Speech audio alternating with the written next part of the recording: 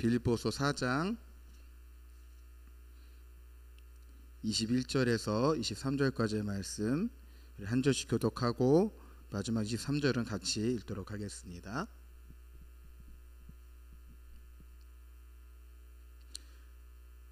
자, 찾으신 줄 알고 제가 먼저 읽겠습니다.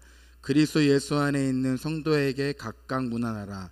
나와 함께 있는 형제들이 너희에게 문안하고.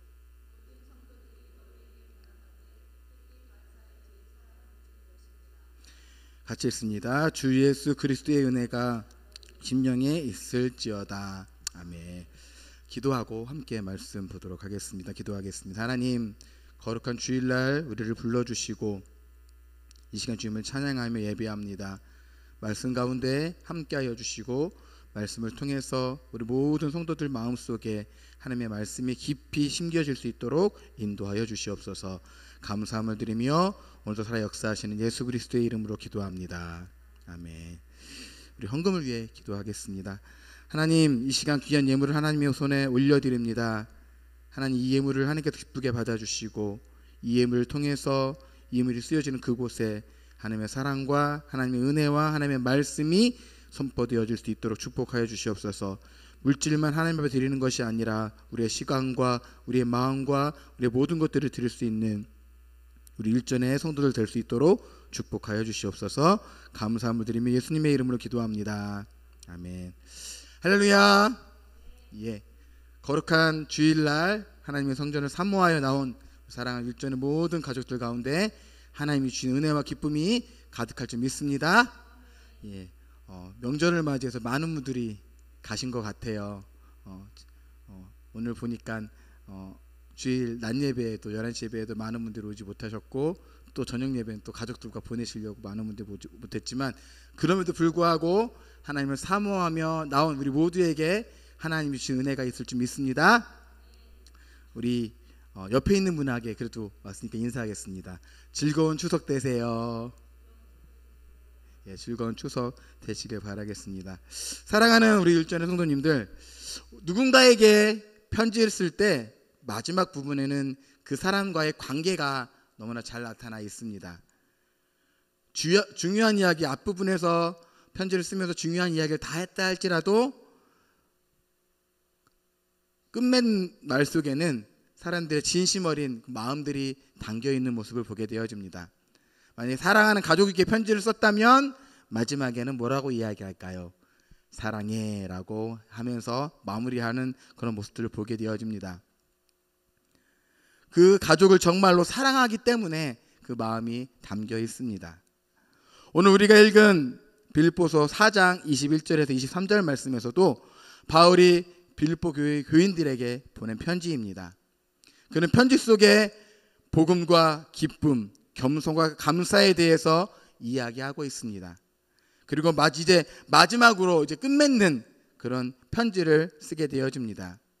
그런데 이 마지막 편지 속에는, 마지막 인사 속에는 바울의 신앙과 사랑 그리고 복음에 대한 열정이 가득 차고 넘쳐난다는 사실을 우리는 알고 있습니다.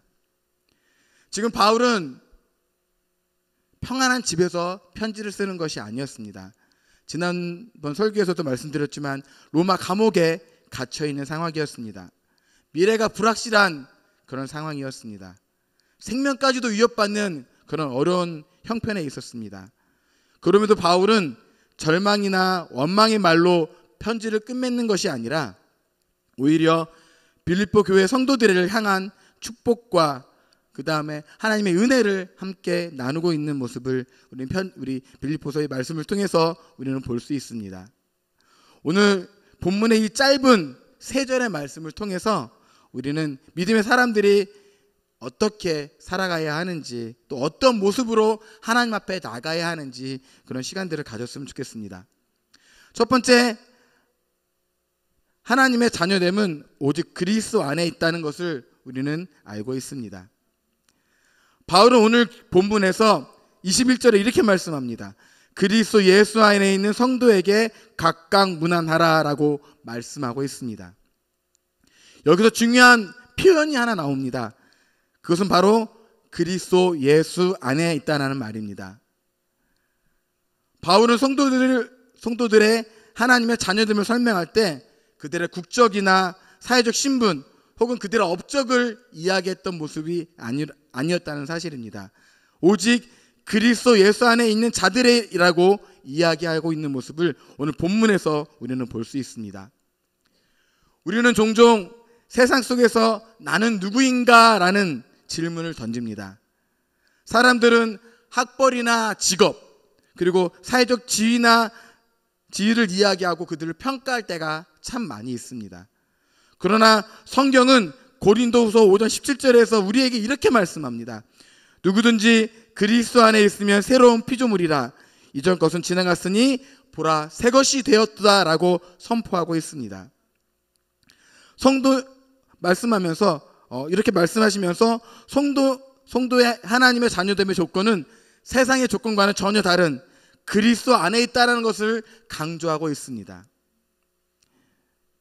사랑하는 율전의 성도 여러분, 믿음의 사람들이 그리스도 안에 있다는 것은 두 가지 중요한 의미가 있습니다.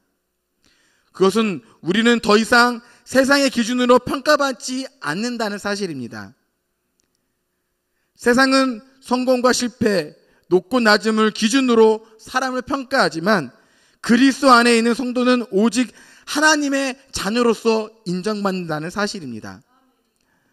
또 다른 하나는 성도의 하나님의 자녀됨은 변하지 않는다는 것입니다. 세상의 신분과 지위는 변할 수 있고 사람의 평가도 변할 수 있습니다. 그러나 그리스도 안에 있는 우리의 신분은 주님이 다시 오시는 그날까지 영원히 변하지 않는다는 사실입니다. 사랑하는 율전의 성도 여러분, 이것을 잊지 않고 기억할 수 있는 성도님들이 되시길 바라겠습니다. 요한복음 4장에 나오는 사마리아인의 여인을 생각해 보시기 바랍니다. 그녀는 과거에 죄로 인해서 동네 사람들에게 당당하게 설 수 없는 그런 사람이었습니다. 그러나 예수님을 만나고 그리스도를 구주로 영접했을 때 그녀의 삶은 변화하고 바뀌었습니다. 이전에는 사람들의 시선을 회피했던 사람이, 그리고 사람들이 시선을 피해서 물길로 갔던 사람이 이제는 담대하게 마을로 들어가서 내가 만난 메시아, 내가 만난 예수님의 증인의 삶을 살아가고 있는 모습을 우리는 볼 수 있습니다. 이처럼 그리스도 안에 있다는 것은 우리의 과거와 실패가 우리를 규정하지 못하게 하고 오직 그리스도가 우리의 존재의 가치이며 우리가 살아갈 이유라는 사실을 우리에게 말씀해주고 있습니다. 사랑하는 우리 율전의 성도 여러분, 우리는 나는 누구인가라는 질문 앞에서 이렇게 고백했으면 좋겠습니다. 나는 그리스도 안에 있는 자요 하나님의 자녀라고 선포하며 살아가는 사랑하는 우리 율전교회 모든 성도님들이 되시길 바라겠습니다. 두 번째, 성도의 교제는 보편적이라는 것입니다.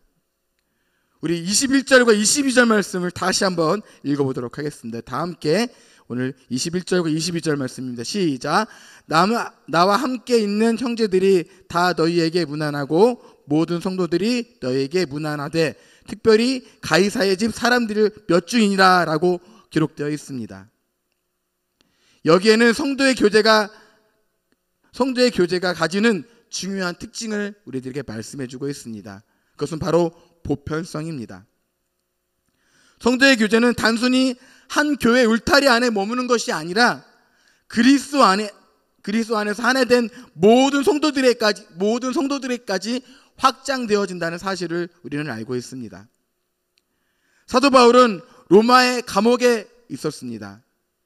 그럼에도 불구하고 빌립보 교회의 교인들과 교제하고 나누었던 모습을 보게 되어집니다. 그리고 그는 직접 가지 못하지만 편지로 그들에게 문안하고 서로의 믿음을 격려하고 있는 모습을 보게 되어집니다. 그리고 또한 가이사의 집 사람들, 즉 로마 황실에 속한 사람들 중에서도 그리스도를 믿게 된 자들이 있었음을 우리들에게 말씀해주고 있습니다. 그러므로 복음의 능력이 한 지역에 머무르는 것이 아니라 전 세계로 확장되어지는 모습을 우리들에게 말씀해주고 있습니다. 사랑하는 성도 여러분, 성도의 교제는 혈연이나 민족, 사회적 신분을 뛰어넘는다는 것입니다. 갈라디아서 3장 28절 말씀이 이렇게 말씀합니다. 너희는 유대인이나 헬라인이나 종이나 자유인이나 남자나 여자나 다 그리스도 예수 안에서 하나이니라 라고 말씀하고 있습니다. 그리스도 예수 안에서 하나라고 말씀하고 있습니다. 복음 안에는 모든 장부역이 허물어지고 오직 그리스도의 몸된 교회 안에서 형제요 자매라는 사실을 우리는 알고 있습니다. 또한 기억하여야 합니다. 사랑하는 율전의 성도 여러분, 초대교회의 모습을 한번 생각해 보시길 바랍니다. 사도행전 2장 말씀에 보면 오순절 성령이 강림한 후에 예루살렘에 모여든 수많은 무리들이 복음을 듣고 회개하고 교회에 들어왔습니다. 그들은 서로 다른 나라에서 온 유대인들도 있었고 언어도 달랐고 문화도 달랐습니다. 그러나 그들은 사도의 가르침을 받고 떡을 떼며 기도할 때마다 성령 안에서 기도했으며 한 거적이 되었습니다. 그들은 자신의 소유를 팔아서 필요에 따라 나누어주는 모습을 보게 되어집니다. 참된 교제가 이루어졌다는 사실입니다. 이것이 바로 성도의 보편적인 교제의 모습이라고 말씀드릴 수 있습니다. 사랑하는 율전교회 성도 여러분, 오늘날 우리 교회 역시 이런 교제의 보편성을 실천해야 합니다. 교회 안에서는 나이나 배경, 지위가 우리의 관계를 나누어서는 절대로 안 됩니다. 오직 그리스도의 사랑으로 서로 받아주고 기도하고 격려하고 돕는 그런 참된 성도들의 교제가 우리 율전교회인데 있기를 바라겠습니다. 이 교제가 살아있을 때 교회는 세상에서 빛과 소금의 역할을 감당할 수 있다는 사실을 우리는 기억하여야 합니다. 사랑하는 율전교회 성도 여러분, 우리는 매 주일마다 또 매 시간마다 많은 사람들과 함께 교제하고 믿음 안에서 교제합니다.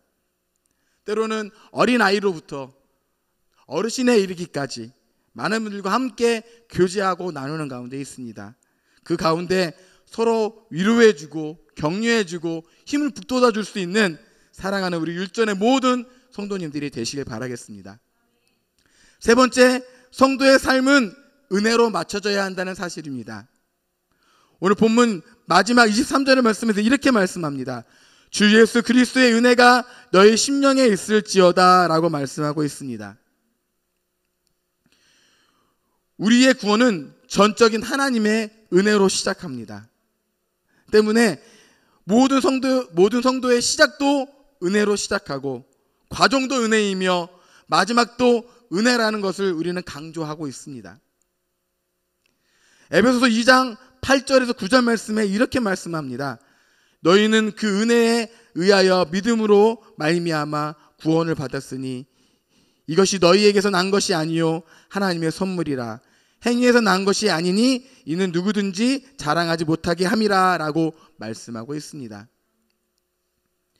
우리가 예수 그리스도를 믿게 된 것도 하나님의 자녀가 된 것도 우리의 공로가 아니라 전적인 하나님의 은혜라는 사실을 우리는 기억하여야 합니다. 또한 우리의 신앙의 여정도 은혜만으로 가능하다는 사실입니다. 바울은 고린도전서 15장 10절에서 이렇게 고백합니다. 나의 나된 것은 하나님의 의뢰도 된 것이니 라고 고백하고 있습니다.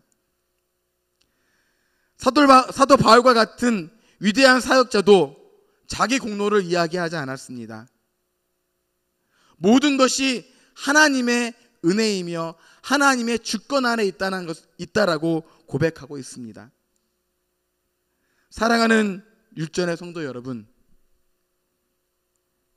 우리의 마지막 또한 은혜라는 사실을 생각하시길 바랍니다. 우리는 이 땅에 삶을 마친 후 영원한 하나님의 나라에서 주님을 뵙게 될 것입니다. 그것은 우리의 노력이나 자격으로 얻은 것이 아니라 오직 예수 그리스도의 십자가의 은혜로 허락된 약속이라는 사실을 잊지 않는 성도님들이 되시길 바라겠습니다. 십자가 위에서 죽어가던 한 강도가 있었습니다. 그는 평생 죄 가운데 살았고 마지막 순간에 예수 그리스도를 만났습니다. 그는 예수님을 향하여 이렇게 이야기합니다. 주여, 당신의 나라가 임하실 때 나를 기억하소서라고 고백하고 있습니다. 주님은 그에게 오늘 내가 나와 함께 낙원에 있으리라라고 약속하고 있습니다. 이 말씀은 누가복음 23장 42절에서 43절에서 하고 있는 십자가 안에서 있던 그 강도의 이야기입니다.